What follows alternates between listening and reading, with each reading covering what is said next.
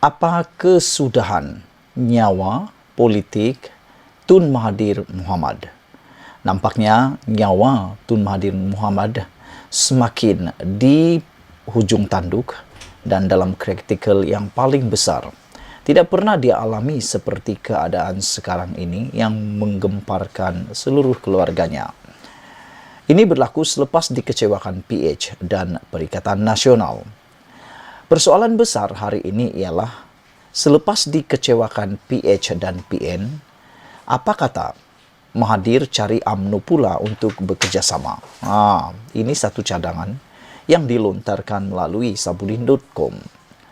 Kecewa benar Tun Mahathir Mohamad nampaknya bila keinginannya untuk bekerja sama dengan Perikatan Nasional ditolak mentah-mentah oleh Muhyiddin Yassin.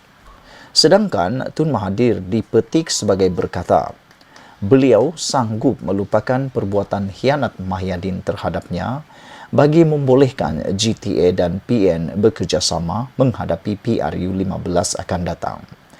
Kita fikir tak apalah kalaupun dia pernah tikam belakang saya kerana demi bangsa, negara, agama kita sanggup rendahkan diri nak bersama. Walaupun dia buat khianat kepada saya boleh lupakan perkara itu, kata Tun Mahathir Mohamad. Menambah lanjut, Mahathir juga berkata, tetapi bila kita cuba nak kerjasama dengan Mahyadin, tetapi dia jawab dia tak nak kerjasama dengan siapapun, bukan main sombong, kata Tun Mahathir lagi. Beliau berucap dalam program Rapat Umum GTA Kedah di Alor-Setar malam tadi. Tun Mahathir yang merupakan pengerusi GTA mendakwa keengganan Mahyadin bekerjasama itu adalah disebabkan yakin PN boleh memenangi PRU 15 tanpa perlu bekerjasama dengan mana-mana pihak. Dan kerana pengerusi Perikatan Nasional itu masih berminat untuk menjadi Perdana Menteri buat kali kedua. Sebelum penolakan Mahyadin ini, Anwar lebih awal menolak hasrat dan keinginan Tun Mahathir untuk membawa GTA bekerjasama dengan PH. Malah, menurut Anwar, tiada keperluan untuk beliau bertemu dengan Tun Mahathir. Bagi tujuan itu kerana lebih berfaedah baginya berjumpa dengan rakyat pada ketika ini. Makna kata, malang sungguh perjalanan politik Tun Mahathir bersama GTA dan Pejuang yang dipimpinnya sekarang. Kerana dua blok utama pencabar Barisan Nasional secara terbuka menolak bekerjasama dengannya. Dengan ini, maka apa yang Tun Mahathir perlu lakukan seterusnya? Apa langkah tersembunyi Tun Mahathir yang seterusnya? Oleh kerana PH dan PN sudah menolak untuk bekerjasama dan kalau bergerak sendirian pula, tidak mungkin beliau mampu membuat GTA menang walau satu kerusi pun. Tiada pilihan lain yang boleh Tun Mahathir lakukan melainkan harus memilih UMNO dan Barisan Nasional sebagai rakan kerjasamanya. Kalau dengan PH, Tun Mahathir menjilat ludah sendiri dan dengan PN pula sanggup melupakan pengkhianatan Mahyadin, kenapa tidak dengan UMNO dan Barisan Nasional? Malah, jika sebelum PRU 14 lalu, Tun Mahathir juga sanggup mencari Anwar hingga ke mahkamah. Tentulah tidak mustahil beliau juga boleh tiba-tiba sampai ke WTC untuk mencari Ahmad Zahid Hamidi. Lagipun, hanya UMNO dan Barisan Nasional saja pilihan yang tinggal untuk diajak bekerjasama bagi mengelakkan GTA hilang nyawa dalam politik negara. Tanpa bekerjasama dengan sesiapa, habislah GTA, jawabnya. Bahkan, Langkawi pun mungkin tak mampu dimenangi juga. Belum terlambat lagi. Carilah UMNO dengan segera sebelum tarikh 5 November tiba. Mana tahu, tiba-tiba UMNO pun turut sedang mencari rakan kerjasama.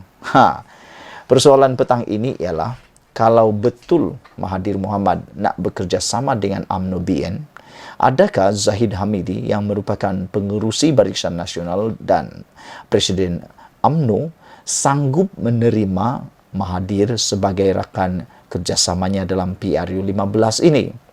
Kerana ramai yang mengatakan bahawa Semua yang berlaku kepada Najib adalah berasal daripada Tun Mahathir Mohamad dalam pendedahannya yang awal tentang 1MDB. Jadi, apakah imbalannya?